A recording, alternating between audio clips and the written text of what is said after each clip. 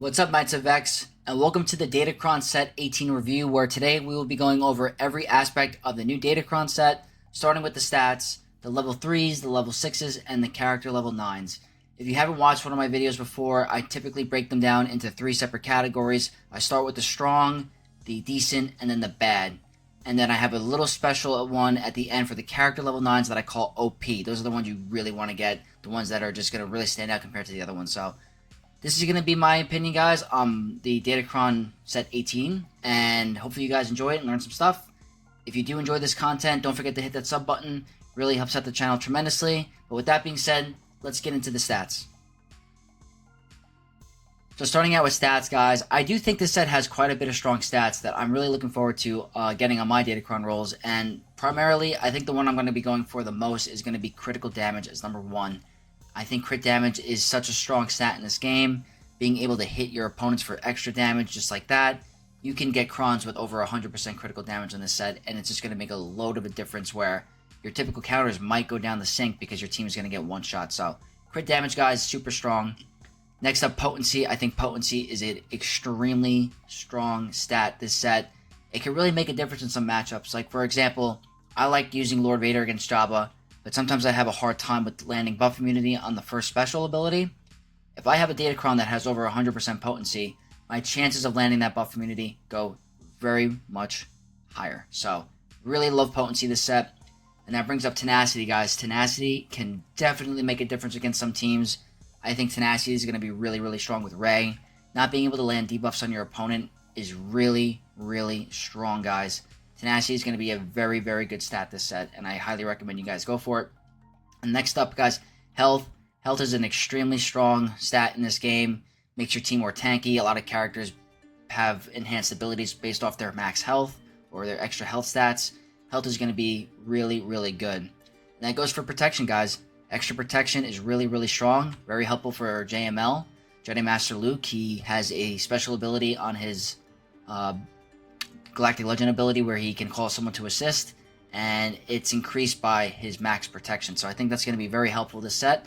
And then going into the decent category, guys, I think Health Steal can be strong with certain teams, but it's by no means stronger compared to the other stats. Like, if you have a Rey or a Lord Vader, they could definitely benefit from some Health Steal, but with all those other teams, I don't think Health Steal is one of the better stats that you can go for this set compared to the other ones that we mentioned. So that's why I'm putting Health Steal in the decent. And then I think the only bad stat this set is going to be Critical Chance. I don't think that Critical Chance comes even close to any of the other stats that you're going to see here. I feel like a lot of characters at high relics have a very high crit chance to begin with, or the teams that do require crits, their crit chance is fine. So I don't think you want to go for crit chance this set. But that wraps up the statistics, the stats for the Datacron Set 18. We're going to now go into the level 3s. Starting off, guys, Dark Side level 3s, and I think that Dark Side is getting way, way better treatment this set than Light Side, and it really shows with the level 3s and the level 6s, guys. They're really, really strong. And I think for this set, the Dark Side have 3 really strong level 3s that can work with a ton of teams. First is the Tank Revive, where if your tank goes down, they revive with 100% health, reset their cooldowns, and gain a bonus turn.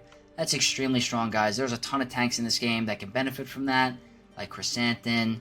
We have Reva, who already has a built-in revive, but resetting her cooldowns can be very, very strong. Just a ton of tanks. Malik, Malgus, really strong level 3, and a lot of teams are going to benefit from it. Then, I think this is the one I'm going to be going for the most this set, and that's going to be at the start of the encounter, Darkside allies gain 15% max health and protection for each Darkside ally. That, guys, is a incredible level 3. You're going to want to get a bunch of these. It's so important. It really makes your team tanky, gives them enhanced stats. This is going to be a no-brainer for most of your teams, guys. I think it's really, really strong. And then, obviously, the next one, whenever a Darkside ally uses a special ability, they gain 15% turn meter. Very strong, guys. This game is all about taking turns, and turn meter is the way to get your turns going. So a lot of teams that need that turn meter to get going, you're going to want the Darkside special ability one. Very, very strong. And then, guys, in the decent one, I put whenever a Darkside ally defeats an ally or an enemy, they gain 10% turn meter. And that's whenever any ally or enemy is defeated, your team's gaining turn meter. I don't think this one is comparable to the other three, to be honest. I think the other three are just way stronger, so I put it in the decent category. And then the last one, I really think this one will never be good, is when dark side allies recover 2% health whenever they critically hit an enemy. I don't think it's very worth it, guys. Most of the time you want to get protection recovery, if anything.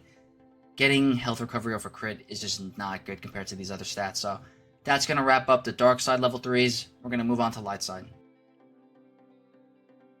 So starting with light side, guys, this one was a little bit tricky because I didn't really think of anyone that really stood out to me as being very strong, but I landed on the buffs on a special ability. So whenever a light side ally uses a special ability, they gain evasion up, health steal up, and health up. So you're gaining 3 buffs for using a special. Compared to the other ones, guys, I think this is going to be the one you want to go for your light side teams. There's going to be some situational ones where the other ones might be better, but for the most part, most of your light side teams are going to want this one. So this is the only one, in my opinion, that's going to be a strong level 3. Moving on to the decent ones. Whenever a light side ally inflicts a debuff on an enemy, they deal damage to that enemy equal to 2% of their max health. I know that this is good with Leia on a Jabba team. It could be very good on other teams that landing debuffs, but compared to the other one, I don't think it's typically that strong, so I put it in the decent category. Then the next one is whenever a light side ally gains a buff, they recover 2% health and protection. This one, it can be good because Grand Arena, all about recovering banners. You might be in a situation where your team can gain you a lot of buffs and we're at maxed health or protection, and this can make a difference with those banners. So that's why I put it in the decent category. I think it's pretty situational depending on the team, but not as strong as the buffs on a special, so that's why it's in the decent. And then we have light side allies start the battle with protection up, 20% for 2 turns. I could see this being pretty good for trying to tank some damage early on, but it's only for 2 turns. 20% protection up isn't anything crazy. It can definitely be helpful in some situations, but not as strong as the other one in my opinion. And I think the only bad one is whenever light side allies start their turn with at least 3 debuffs that can be dispelled, they gain tenacity up. So I think it's situational, but like for the most part, if you're getting 3 debuffs on you, the enemy team is going to get rolling. I feel like in a raid team, if you're using Star Killer and you land shock on the enemy, they can't gain buffs anyway. It's just not going to matter here. I don't think that this cron is going to, or this level 3s will make a difference in the long term, putting it in the bad. But that wraps up the light side level 3s, guys. Now we're going to go into the character level 6s, the faction 6s. Starting out, guys, with the faction level 6s, we're going to start with unaligned force users, and I think they're the ones that are getting the most love this set, in my opinion. There's a ton of unaligned force users in this game, and there's a ton of different teams that utilize them, so you really want to get your unaligned force user level 6s. Starting out with the strong one, guys, obviously this one's been used in the past. It's the wordy one. This is going to be the one I use going forward. I call the wordy unaligned force user level 6. And this one is whenever a dark side or light side unaligned force user critically hits an enemy, dispel all debuffs on themselves and gain 5% turn meter.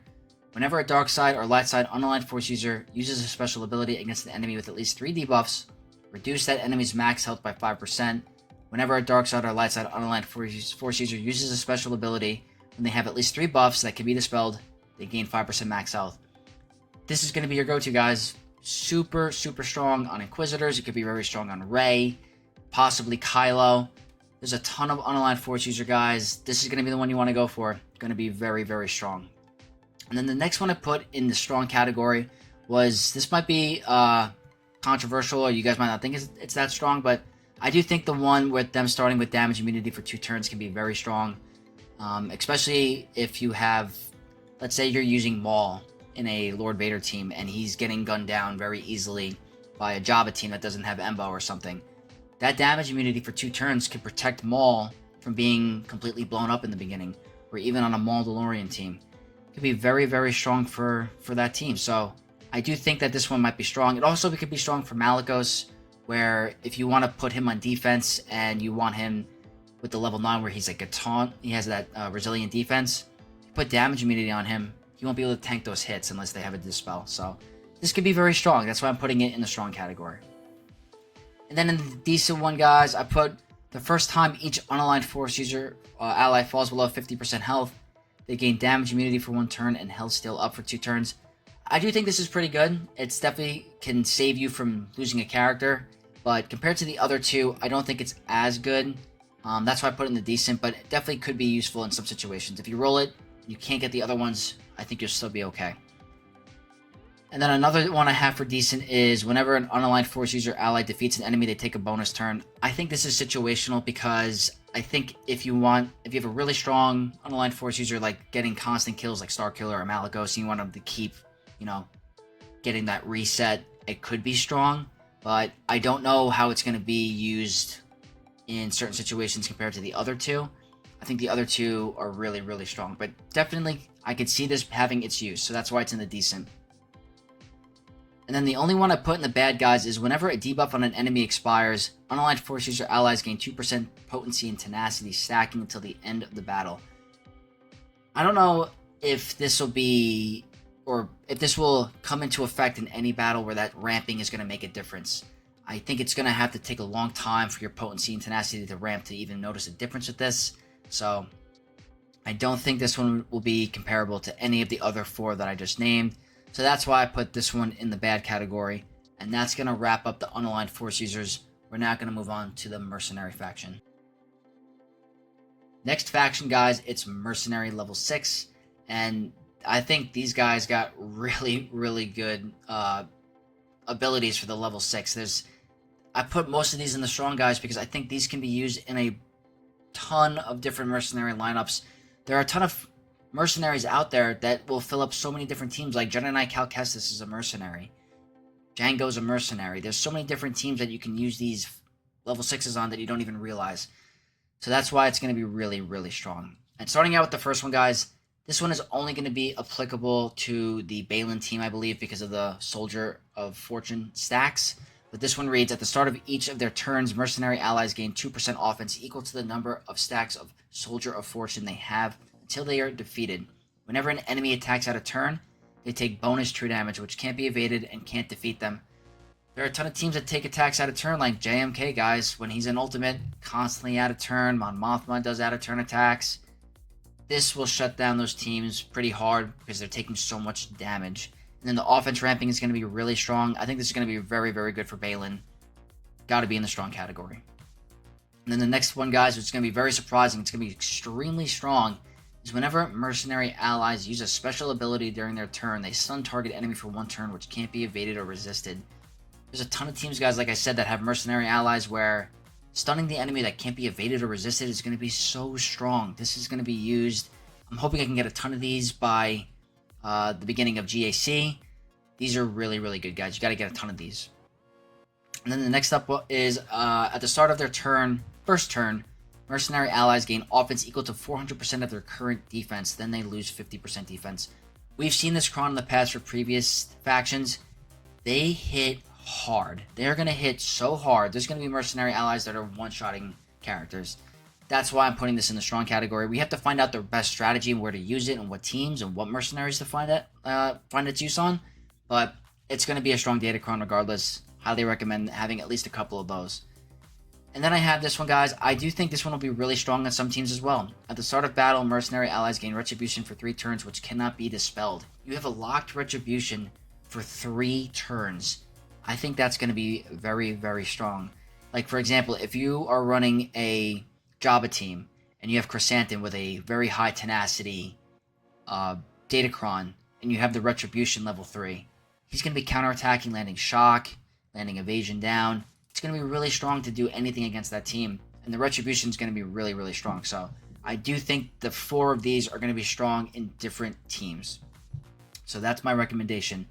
And the only one that I put in the bad category, guys, is whenever mercenary allies inflict a debuff on an enemy during their turn, they deal bonus damage equal to 10% of that max health, which cannot be evaded.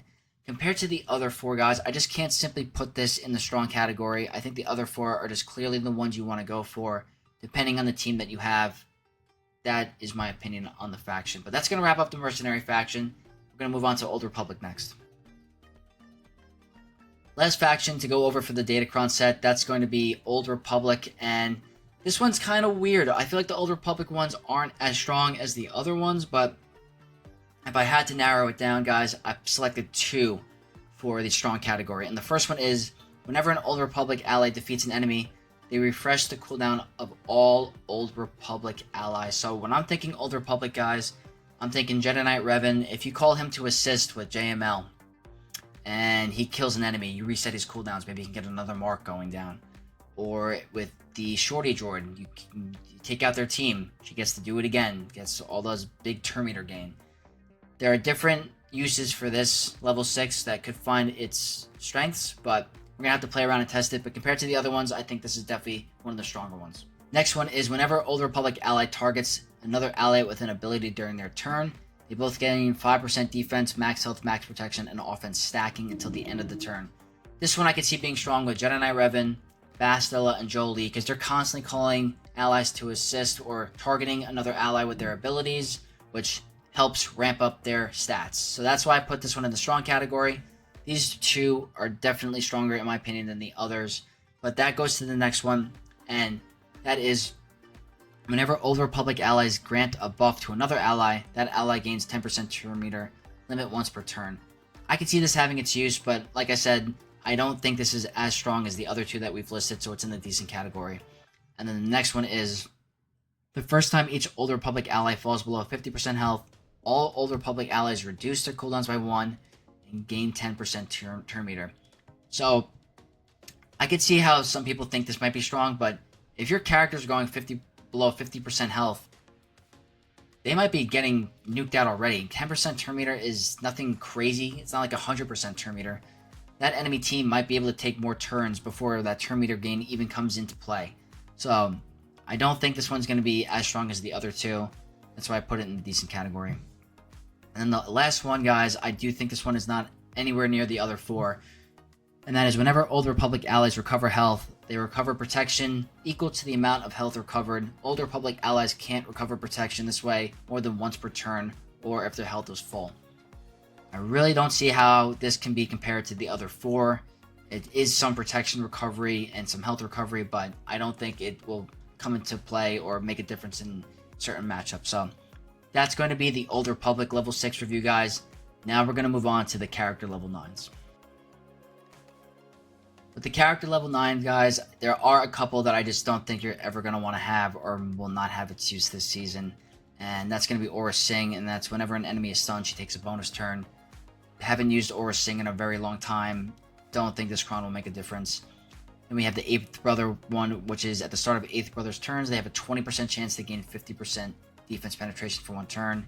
Absolutely terrible. 20% chance is not high, and there's a lot stronger Inquisitor Chron that you're going to want to get besides him. Don't recommend that one. Then there's the Kylo Ren one, which hurts because I love Kylo. He's my favorite character. Supreme Leader Kylo Ren's my favorite character. But anyway, Kylo Ren has 5% max health or max protection per relic amplifier level. Damage they receive is decreased by 15%. I haven't used Kylo Ren in a very long time.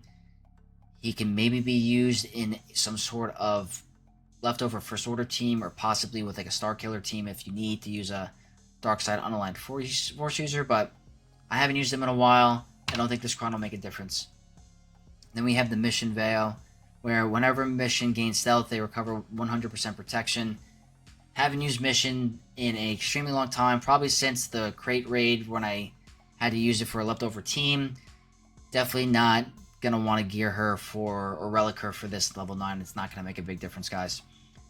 Then this one might be controversial, but I really don't think this will make a difference with the Old Republic, and that's Zalbar's, and it's going to be he gains 20% defense for each Old Republic ally. Whenever another Old Republic ally uses a special ability, Zalbar recovers 20% max health and protection, inflicts a stack of damage over time for 2 turns on all enemies, which cannot be evaded. I think the Karth one is going to be way, way stronger than this. That's why I put this in the bad category, and I don't think it's going to make a difference. But that wraps up the bad character level 9s, guys. We're going to go to the decent now. Starting out with the decent, guys, I put Shin Hati with the first on the list, and that's going to be whenever another ally uses a special ability on their turn, Shin gains 15% turn meter. Now, if you guys weren't fortunate enough or didn't whale out to get Balin the first time around, you're not going to get his exclusive Datacron. You could totally use Shin in a unaligned Force user team when you get her up to relics, and this could be very helpful. She hits extremely hard, guys.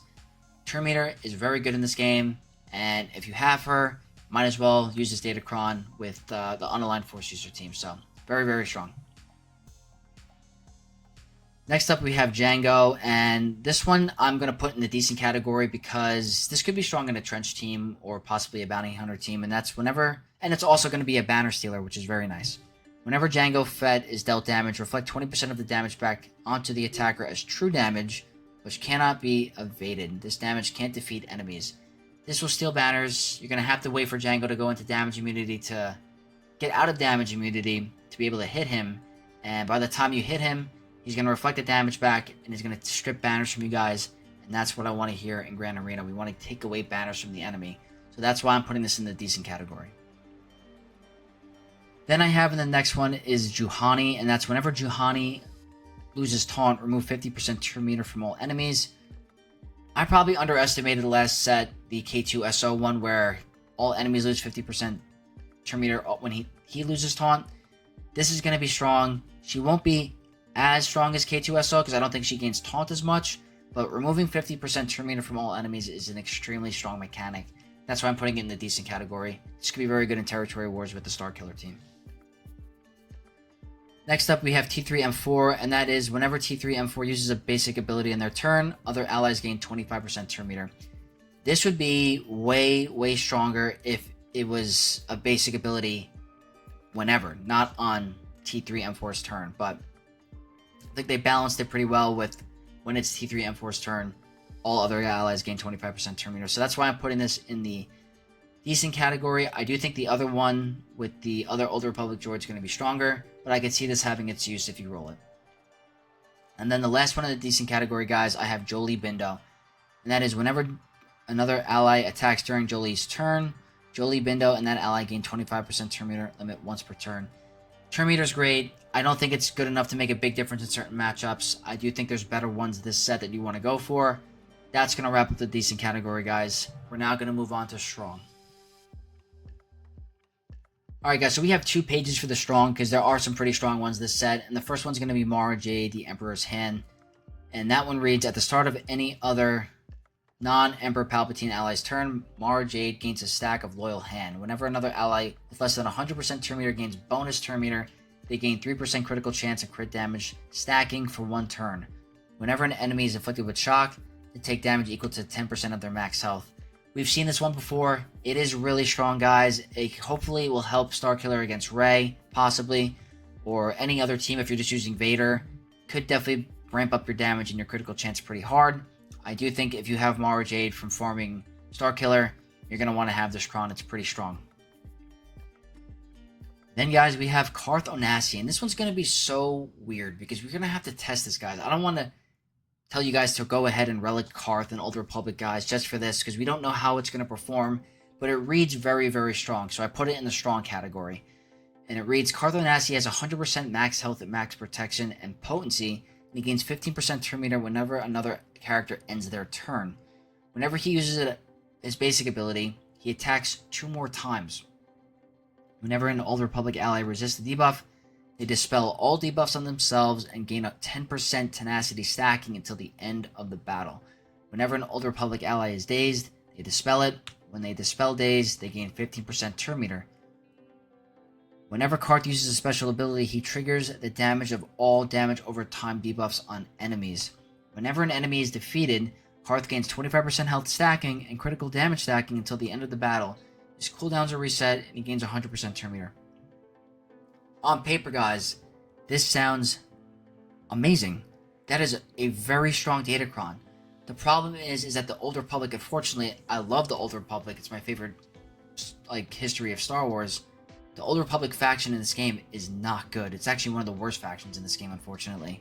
But hopefully this Datacron can make a difference. And if you have these guys relicked up, see how it goes. I'm curious to see testing and how it goes. I don't have the relic material, their signal data to get them to relics, but you guys have them up there. I really hope that you can find its use. It's going to be very, very strong. And this one might be cut off for you guys, but this last one I have for the strong on this page is Hondo Onaka. And it reads, whenever Hondo Onaka uses a basic ability, he gains 9 additional stacks of ransom, protection up 100% stacking for 2 turns. and reduces his cooldowns by 1. If you guys have the Omicron on Hondo, this could be extremely strong. I remember facing it in the past and losing very hard with some characters. So if you have Hondo and you have the Omicron, or even have him in general, try to get this Datacron. It's going to be really, really good. Highly recommend it. And that's going to be part 1 of the strong category. We're going to move on to part 2. Starting with part 2, guys, we are going to start with Maul. And I think this one is going to be very good for a Lord Vader team, and obviously with Mandalorians. But this one reads, the first time Maul is defeated, they are revived with 100% health, gain health over time for 2 turns, and take a bonus turn. The goal in the Lord Vader matchup is to get rid of Maul first, get rid of Thrawn.